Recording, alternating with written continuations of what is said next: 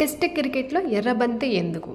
మొదటి నుంచి క్రికెట్లో రెడ్ బాల్ని ఉపయోగిస్తున్నారు. దీన్ని కార్క్ లెదర్ ముక్కలు తాడుతో తయారు చేస్తారు.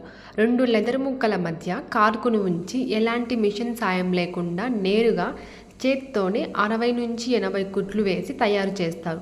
బాల్ రౌండ్ షేప్ రావడానికి మాత్రం మిషన్ను వాడతారు. అనంతరం మైనం పొర పూసి పాలిష్ చేసి మెరిసేలా చేస్తారు.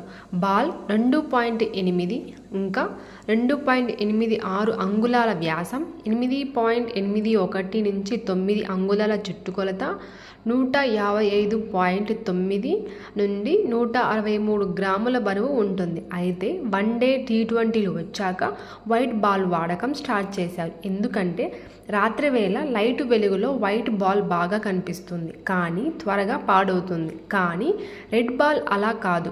టెస్ట్ అంటే దీర్ఘకాలం పాటు కొనసాగే ఆట. అందుకే మన్నికగా ఉండాల్సిన అవసరం ఉంది. అందువల్లే వైట్ బాల్ వచ్చిన టెస్ట్ క్రికెట్లో రెడ్ బాల్నే వాడుతున్నారు. టెస్ట్ క్రికెట్లో వాడే రెడ్ బాల్ను 80 ఓవర్లకు ఓసారి మాత్రమే మారుస్తారు. కానీ లైట్స్ కింద రెడ్ బాల్ సరిగ్గా కనిపించదు. అందుకే డే నైట్ టెస్టుల కోసం పింక్ బాల్ను పరిచయం చేశారు. రెడ్ బాల్పై తెలుపు దారం ఉంటే పింక్ బాల్కు మాత్రం నలుపు దారం వాడతారు. పింక్ బాల్ వ్యూ మంచు వచ్చినా గ్రిప్ కోల్పోకుండా ఉంటుంది. Thank you. జై హింద్.